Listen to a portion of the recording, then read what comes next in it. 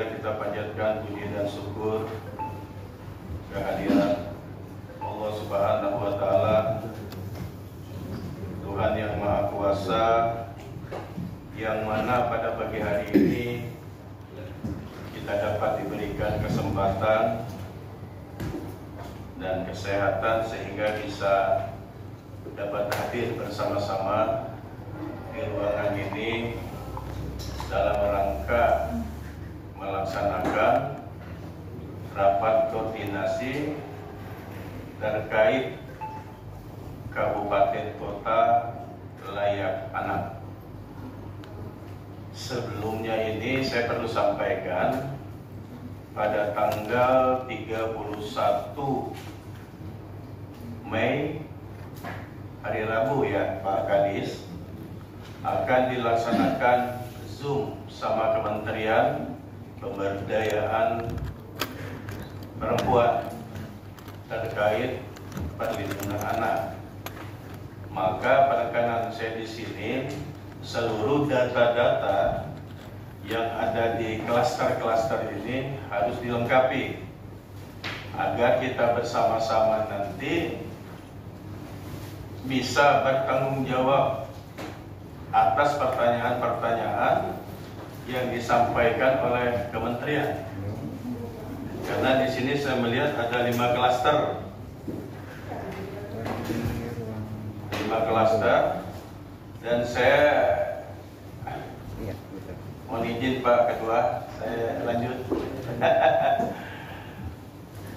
Di sini ada 5 klaster yang ada di sini. Jadi saya berpikir ini mungkin semua OPD sudah ada operatornya masing-masing. Pak Sekretaris, sini Pak Sekretaris.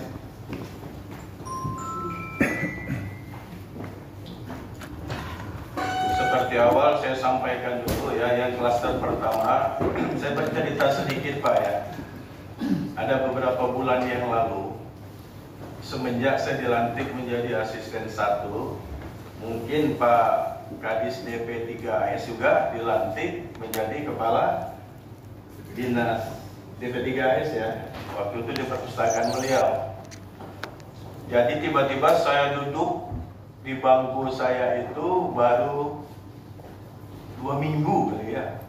Tiba-tiba ada surat dari provinsi.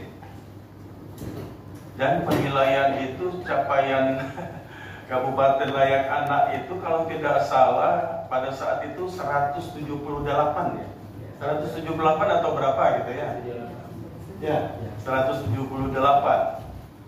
Sementara ini rankingnya kan kalau tidak salah ada 5 di situ ya. Aturan yang berlaku ini untuk klaster-klaster dan penilaian terhadap Kabupaten Layak Anak ini sesuai permen yang ada itu permen nomor 12 tahun 2011. Jadi saya melihat dengan angka 178 itu kan saya merasa bingung loh. Kenapa Marinau seperti ini? Sementara kita melihat di sini anak-anak belum pernah kita melihat. Yang pertama anak terlantar, yang kedua kekerasan kepada anak, yang ketiga anak dipekerjakan belum sampai umurnya. Ada apa ini saya bilang kan? Jadi saya bertanya-tanya, saya sempat panggil kepala dinas DP 3AS karena kami sama-sama baru, mungkin karena ketidaktahuan ada apa ini saya bilang begitu. Akhirnya dari provinsi bersurat kepada kita menyatakan kita punya grade atau nilai itu sangat rendah, 178. Jadi saya sempat koordinasi sama mereka seperti apa kita. Makanya yang surat keduanya itu kita diminta bersama provinsi koordinasi dan konsultasi, kalau tidak salah ingat saya di Balikpapan pada saat itu ya Pak ya. Sekalinya konsultasi ke Balikpapan, gampang-gampang susah juga saya menjelaskan di sini, tapi harus saya katakan, artinya secara teori memang kita lemah pertama di kelembagaan karena ketidaktahuan. Tapi kenyataan yang ada itu Kabupaten Layak Anak dapat kita tingkatkan, sehingga dengan hasil konsultasi kemarin rupanya sarana pendukung yang lupa ya dari OPD itu ya, data-data apa segala macam, mungkin masing-masing operator ada hadir ya Pak. Begitu mereka menyampaikan laporan-laporan itu, sehingga kredit kita malah tinggi. Dari 178 kalau tidak salah menjadi 500 lebih. Udah mencapai 500 sampai 600 dengan predikat pratama. Mudah-mudahan hal seperti ini nanti bisa kita tingkatkan lagi menjadi madya. Sempat juga Pak Bupati memimpin rapat pada saat itu setelah kita ada komunikasi ya sama DP3AS, kalau tidak salah di ruang Intulun di sini. Makanya Pak Bupati mau bertanya masalah data, apa yang ditanyakan itu data selalu. Dari OPD juga kita tidak pernah mempersalahkan OPD. Karena leading sektornya ada di DP3AS. Jadi saya sempat bertanya kepada kepala dinasnya, rupanya ya Sunggram itu ada juga laporan, membuat apa segala macam, cuma sebatas di Sunggram DP3AS, tidak disebarkan ke OPD-OPD terkait. Ternyata begitu Pak Kepala Dinas sudah berinisiatif, tiba-tiba ya sudah, alhamdulillah nilai kita sekarang sampai 500 Pak ya, 500-600. Nah jadi hal-hal seperti ini saya minta kepada DP3AS, kita juga sudah punya teori, segeralah kita jemput bola gitu ya. Karena jujur saya katakan di sini, kalau kita banding sama Tarakan lah, mohon maaf lah. Kalau Kabupaten Layak Anak kita bisa melihat di Tarakan seperti apa, di Malinau seperti apa gitu ya. Jadi untuk mempersingkat waktu, Pak Kepala Dinas, tolong disampaikan kepada teman-teman kita yang hadir pada kesempatan ini, saya persilakan.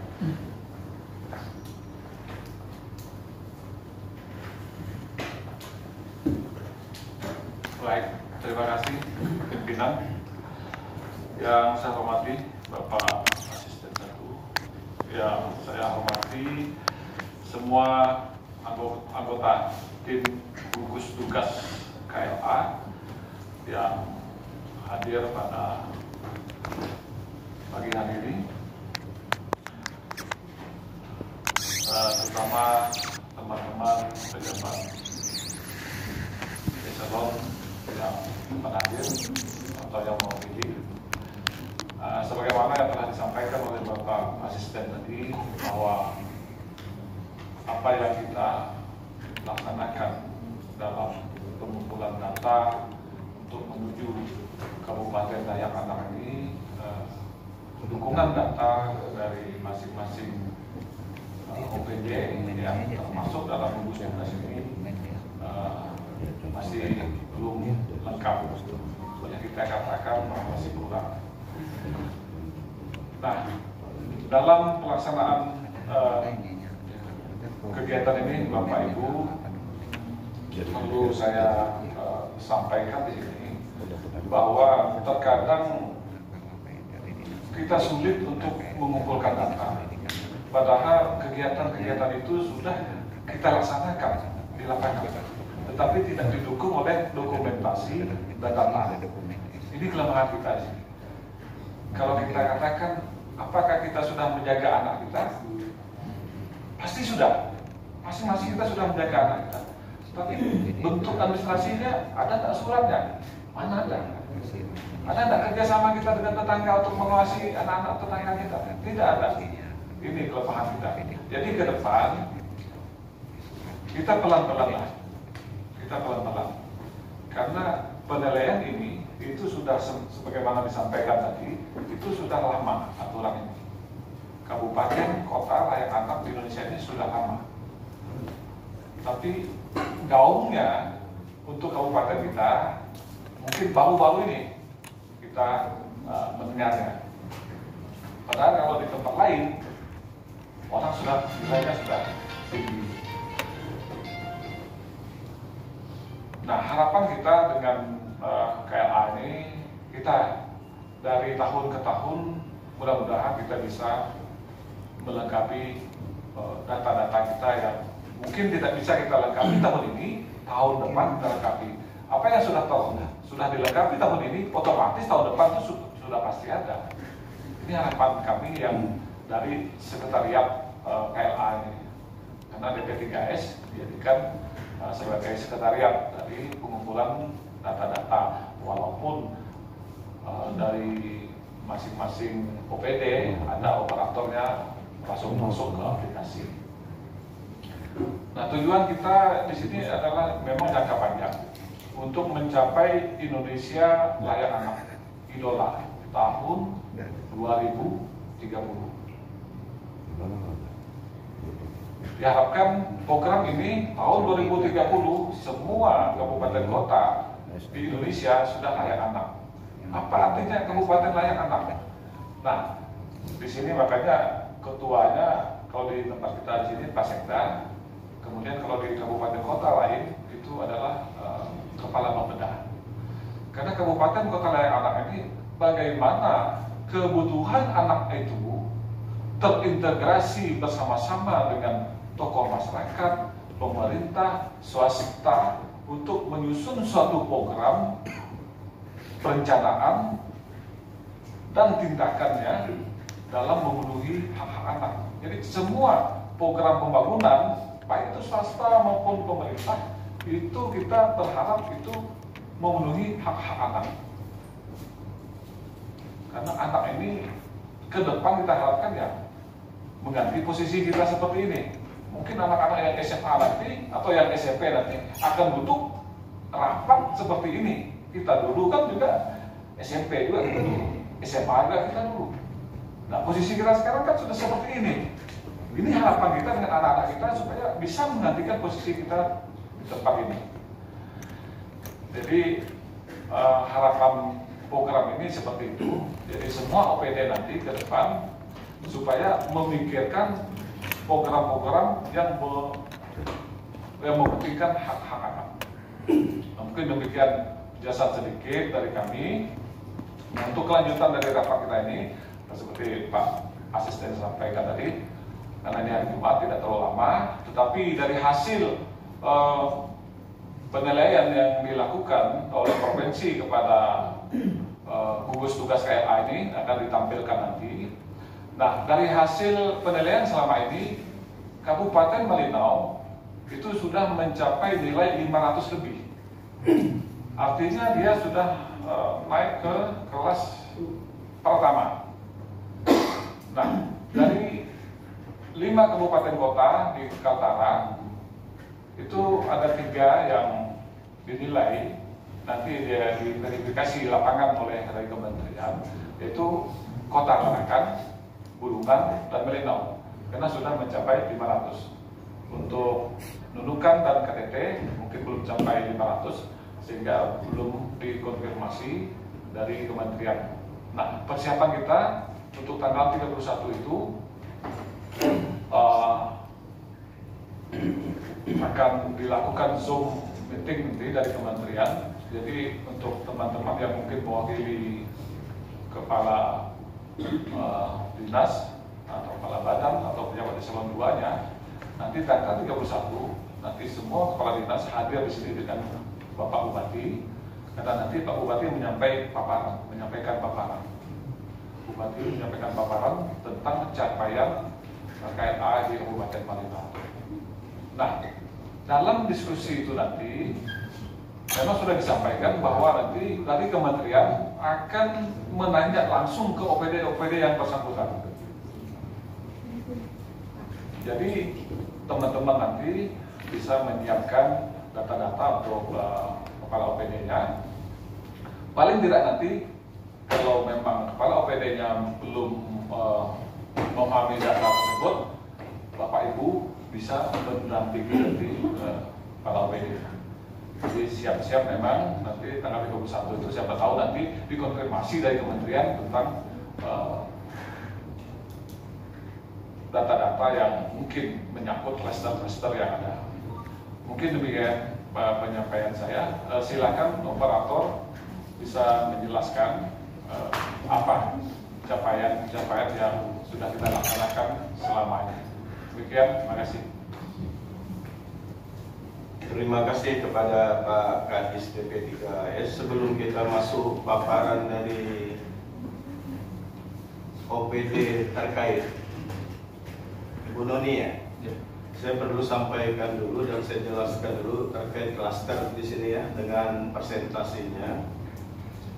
Untuk klaster 1, hak sipil dan kebebasan, koordinatornya Dinas Kependudukan dan Catatan Sipil, anggotanya Dinas Kominfo, Dinas PMD, Ikatan Bidang Indonesia, Ikatan Dokter Indonesia, PA Kabupaten Malinau, media massa, persentasenya 57,5%. Data ya, baru 57,5% yang disampaikan. Yang klaster 2, lingkungan keluarga dan pengasuhan alternatif, koordinatornya Kementerian Agama Kabupaten Malinau dengan persentasenya 40,3. Berarti ini perlu dukungan data semaksimal mungkin. Anggotanya Dinas Lingkungan Hidup Kabupaten Malinau, Dinas Pariwisata, UPTD Kehutanan Kabupaten Malinau, Dinas Pekerjaan Umum, Perpustakaan, PPPKK, dan IPAUDI. Adapun klaster 3 persentasenya 61,3%. Klaster kesehatan, dasar dan kesejahteraan, koordinatornya Dinas Kesehatan Pengendalian Penduduk dan Keluarga Berencana Kabupaten Malinau. Anggotanya bagian kesejahteraan, bagian ekonomi, Dinas Perikanan, Dinas Pertanian, Dinas Ketenagakerjaan, Dinas Penanaman Modal, Kabin Sosial DP3AS, Gabungan Organisasi Wanita, dan Rumah Sakit. Jadi ini kita perlu juga dukungan data. Untuk klaster 4-nya, pendidikan, pemanfaatan, waktu luang, dan kegiatan budaya. Koordinatornya Dinas Pendidikan. Ada Dinas Pendidikan ya? Tidak ada. Berarti Pak Kadis nanti yang disampaikan pada Kepala Dinas Pendidikan. Capaiannya baru 50%. Anggotanya Dinas Perhubungan, Dinas Pekerjaan Umum, BPS, Dinas Pemuda dan Olahraga, dan Dinas Perpustakaan. Yang terakhir ini klaster 5, perlindungan khusus. Koordinator kasih pelayanan pengaduan bagi perempuan dan anak, persentasenya 60,48%. Anggotanya unit PPA Polres Malinau, Kejaksaan, Pengadilan, Satpol PP, Dinas Perhubungan, Peksos, dan Tagana. Jadi yang agak rendah sedikit ini di klaster 3. Kebetulan dari Kementerian Agama.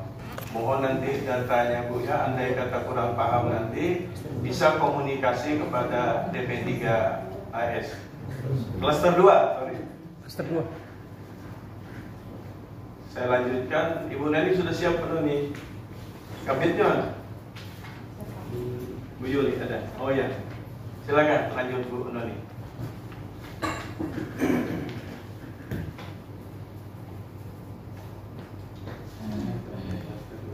Terima kasih atas kesempatannya. Selamat pagi. Assalamualaikum warahmatullahi wabarakatuh. Mohon izin saya menyampaikan nilai evaluasi mandiri. Jadi ini nilai evaluasi mandiri ini dari data yang kita upload ke dalam aplikasi. Setelah nilai evaluasi mandiri akan diverifikasi lapangan oleh provinsi. Dari evaluasi mandiri kita mendapat nilai 550. Kemudian setelah itu verifikasi lapangan oleh provinsi pada tanggal 30 April nilai kita menjadi 482. Hal ini disebabkan mungkin teman-teman pada saat mengupload data ada yang menyatakan iya kami memiliki data gitu, tetapi tidak dilengkapi dengan data yang dibutuhkan. Nah, ya tidak dilengkapi dengan data dukungnya, ataupun mungkin ada data-data yang disampaikan tetapi tidak disertai dengan tanda tangan dan cap. Nah, itu mempengaruhi penilaian, sehingga nilai kita di bulan April tanggal 30 itu menurun menjadi 482. Setelah itu kita diberi kesempatan lagi oleh provinsi untuk meningkatkan lagi nilai kita dan melengkapi data-data yang kurang. Nilai kita menjadi 510. 510 ini tipis sekali ya dari batas tingkat pratama. Pratama itu yang dibutuhkan nilai 500. Kita 550. Sedangkan kita harus menjalani satu tahap lagi, yaitu verifikasi lapangan secara hibrid oleh Kementerian Pemberdayaan Perempuan dan Perlindungan Anak. Ya, ini yang akan dilaksanakan pada tanggal 31 Mei. Sebenarnya pada tanggal 4 Mei kemarin, kami masih diberi kesempatan lagi untuk menambah data yang kurang dan melengkapi data-data yang kurang. Tetapi nilai akhirnya dari verifikasi provinsi kita belum diberitahu karena ini sifatnya rahasia. Yang jelas kita sudah berada di batas aman, sudah berada di atas 500, hingga kita diusulkan oleh provinsi untuk verifikasi secara hibrid oleh kementerian. Perlu kami jelaskan sedikit, pada saat nanti verifikasi secara hibrid oleh kementerian, nanti kita dibagi per klaster. Nanti mungkin ruangannya di Lagapratu ya Ibu. Kita di Lagapratu, kita dibagi per klaster. Kemudian di depan kita nanti ada kepala daerah, ada Pak Bupati beserta unsur pimpinan lainnya. Nah, nanti yang ditanyakan, diwawancara langsung oleh kementerian itu Bapak Ibu yang berkaitan langsung dengan indikator yang ada di dalam indikator KLA ini. Tidak boleh diwakilkan. Sebagai contoh, kami pernah bertanya ke kabupaten lain yang sudah pernah mengikuti hibrid. Sekretariat DP3AS-nya menjawab, karena kebetulan sekretariat DP3AS ini yang mengelola data, sedikit tahu tentang indikator yang ada, tetapi itu tidak diterima oleh kementerian. Jadi harus benar-benar yang berkaitan dengan indikator tersebut.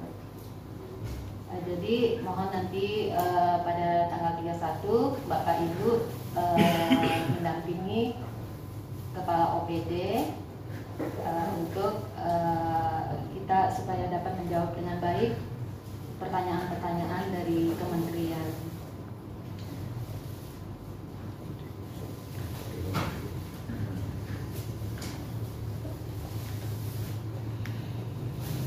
Dari nilai evaluasi mandiri, seperti yang sudah disampaikan oleh Bapak Asisten 1 tadi, kelembagaan kita baru 65%, dan di sini di kelembagaan ini sebenarnya kita sudah bisa menyampaikan data-data yang diminta. Tetapi data-data yang diminta itu belum dapat kita sampaikan secara maksimal. Untuk di kelembagaan kita masih kurang di pertanyaan 3 ini. Anggaran dari pemerintah daerah dan anggaran lainnya untuk pelaksanaan KLA. Jadi anggaran ini tidak hanya dari pemerintah daerah, bisa juga dari pemerintah desa, bisa dari dunia usaha, bisa dari manapun. Dapat kita tampilkan di sini. Nah, untuk pelaksanaan KLA tahun 2022 yang dinilai di tahun 2023, anggaran terkait Kabupaten Layak Anak baru sekitar 50% yang dapat kita penuhi.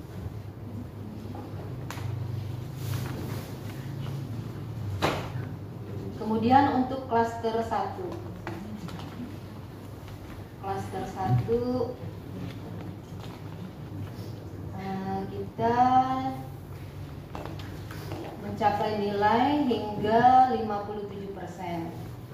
Klaster 1 ini terdiri dari hak sipil. Hak sipil ini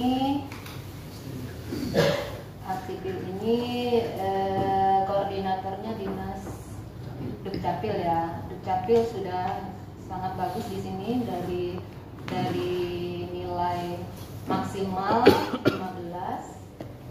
Dukcapil sudah dapat mengupload data sehingga mendapatkan nilai 14,20. Yang kurang di sini terkait dengan kemitraan percepatan kepemilikan akte kelahiran. Mohon nanti dilengkapi, kalau masih bisa dilengkapi, editornya ini minta Ibu. Kalau masih bisa dilengkapi, kita masih diberi kesempatan. Nanti pada saat verifikasi oleh kementerian, bisa jadi hal ini ditanyakan, tornya ditanyakan nanti kita sampaikan di sana. Apa yang belum dapat kita sampaikan di dalam aplikasi ini, nanti dapat kita sampaikan pada saat verifikasi.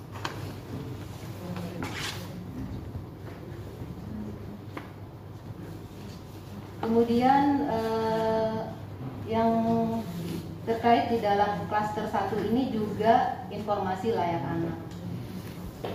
Informasi layak anak ini di bawah koordinator Dinas Perpustakaan dan Dinas Kominfo. Pada klaster 1 ini yang masih kurang, informasi layak anak yang terstandarisasi memang belum ada ya Pak ya. Kemudian informasi layak anak di AMPK. AMPK ini anak yang memerlukan perlindungan khusus, seperti di panti asuhan, di SMP. Seharusnya di sana juga ada informasi layak anak. Misalkan Ibu, bisakah Ibu tolong jelaskan supaya agak singkat sedikit? Nantinya seperti Kominfo apa-apa saja kurangnya, Dinas DPMD apa-apa langsung aja gitu. Oh, ya. Jadi mereka cepat, ya, karena ini banyak nih jumlahnya. Ya. Saya khawatir waktu kita pendek. Langsung to the point aja, apa-apa datanya di sini. Baik, Ya. baik Pak. Kalau untuk klaster 1 ini memang sudah maksimal. Kalau untuk pelatihan KHA memang belum pernah dilakukan. Sudah dilakukan tapi belum ada yang mengikuti ya Pak ya, dari perpustakaan dan Kominfo. Kemudian keterlibatan forum anak di dalam Musrenbang. Keterlibatan ini baru dimulai tahun ini ya, tahun 2023. Karena tahun-tahun sebelumnya belum mengikuti Musrenbang. Setelah kita memberikan surat edaran bahwa forum anak harus diikut sertakan di dalam Musrenbang, baru mereka mengikuti. Kemudian peran forum anak sebagai pelopor dan pelapor. Nah, itu belum maksimal. Sudah ada nilai tapi belum maksimal. Kalau masih bisa diusahakan, masih diberi waktu. Kemudian kita lanjut ke klaster 2. Klaster 2 ini koordinatornya dari Kemenak. Nah, kemudian di klaster 2 ini, klaster 2 yang kurang inovasi terkait perkawinan anak. Kemudian standarisasi lembaga konsultasi. Kalau untuk standarisasi memang kita kalau untuk Malino memang agak kurang karena kita baru memulai. Kita belum juga memahami yang standarisasi itu seperti apa. Kemudian publikasi yang kami dapatkan kemarin baru publikasi BKR dan BKB dari Dinas Kesehatan. Itu pun publikasinya melalui Instagram. Sedangkan yang diminta ini ada yang dari media cetak, ada yang luar ruangan seperti baliho, spanduk, itu juga diminta. Nah, kemarin kita hanya mendapatkan dari BKB dan BKR berupa Instagram. Mohon Pak Henry kalau memang masih ada, atau Pak Setli, Dr. Setli kalau ada hadir, kalau masih ada yang bisa disampaikan, mohon disampaikan. Kemudian lembaga konsultasi, pengelola lembaga konsultasi yang mengikuti BIMTEK konvensi hak anak. Ini pun juga belum. Rata-rata di setiap indikator, di setiap klaster, kita kurangnya di konvensi hak anak, Pak. Nah, untuk tahun 2023 ini, kita sebenarnya sudah ada anggaran untuk pelatihan konvensi hak anak dan sekolah ramah anak. Nah, kalau kita mengikuti itu di tahun ini, mudah-mudahan tahun depan nilai kita sudah meningkat. Amin. Kemudian inovasi yang terkait dengan PAUD, kemudian inovasi yang terkait dengan lembaga pengasuhan alternatif. Lembaga pengasuhan alternatif ini pesantren, kemudian sekolah berasrama, kemudian standarisasi ruang bermain ramah anak, itu juga belum. Standarisasi. Itu yang di klaster 2. Jadi kalau klaster 2 ini sebenarnya sudah maksimal juga kita menyampaikan datanya. Yang memang tidak dapat kita sampaikan itu yang memang datanya tidak ada dan memang belum kita lakukan. Ruangan bermain. Kemudian di klaster 3,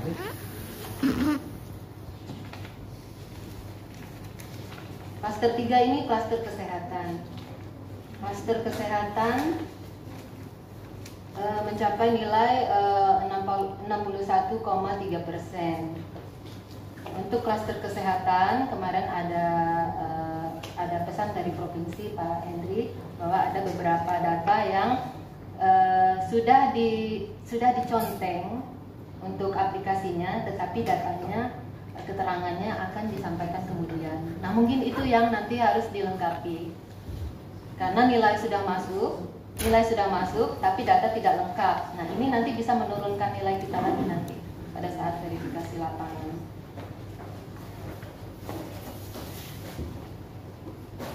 Kalau untuk kesehatan, klaster 3, yang kurang ini inovasi AKB, inovasi AKI, angka kematian bayi dan angka kematian ibu ini, Pak ya.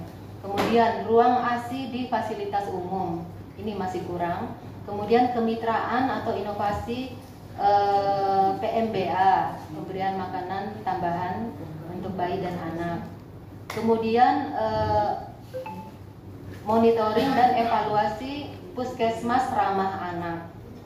Kemudian standarisasi pengelola kawasan tanpa rokok, itu juga masih belum.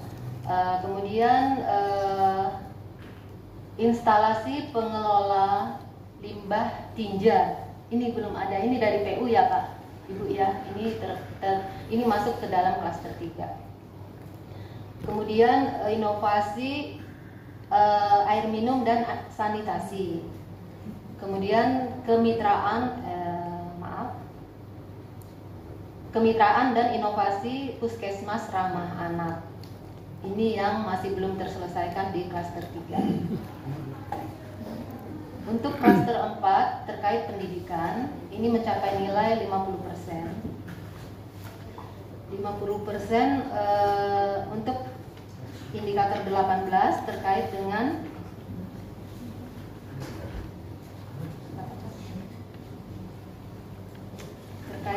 wajib belajar.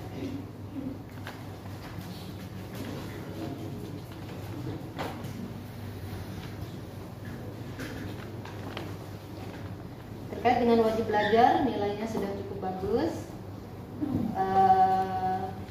Kemudian kita lanjut ke indikator 19. Indikator 19 itu terkait sekolah ramah anak. Sekolah ramah anak memang kita masih di bawah sekali nih Pak. Untuk TK aja kita baru tahun 2023 baru kita memulai membentuk sekolah ramah anak, dan terdapat 11% untuk sekolah ramah anak dari tingkatan TK. Kemudian untuk tingkat SD kita sudah ada 23% sekolah ramah anak. Kalau SMP 38%, SMA 26%. Untuk SRA ini kita hanya di sekitaran Malino sini, karena untuk jauh ke daerah yang yang membutuhkan pesawat, kita belum, anggarannya belum sampai ke situ.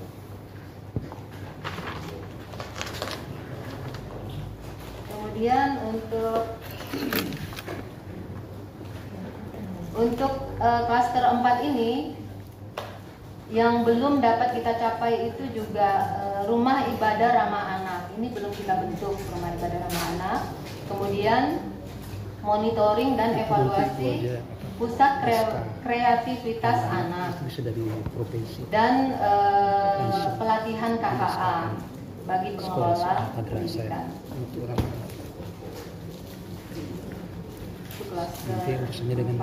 Kemudian di klaster 5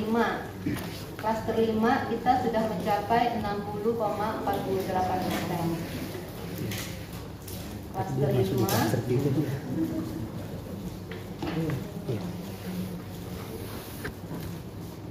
Klaster 5 terkait dengan perlindungan khusus. Yang terkait di sini ada dari Polres, dari pengadilan, kemudian dari BPBD, dari Dinas Tenaga Kerja.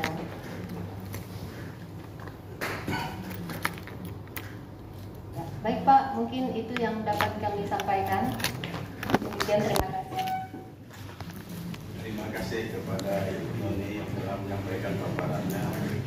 Selanjutnya kami persilakan kepada Kadis DP3S apa yang disampaikan kepada klaster-klaster yang ada, dipersilakan. Terima kasih pimpinan rapat. Ya, demikian apa yang telah disampaikan kepada kita semua tadi tentang perkembangan capaian yang kita dapat bersama setelah beberapa kali kita mengadakan pertemuan. Jadi dari hasil paparan tadi ada beberapa klaster yang mungkin capaiannya masih rendah, 50-60%. Nah, teman-teman yang ada di OPD supaya bisa memperhatikan apa-apa yang kurang, yang belum bisa kita lengkapi dalam melengkapi data-data untuk menuju KLA ini. Misalnya klaster 1, siapa bertanggung jawab di situ, apa-apa saja data yang diperlukan. Karena kami di DP3S hanya mengumpulkan data-data yang mungkin tidak tersentuh oleh OPD lain. Kira-kira seperti itu.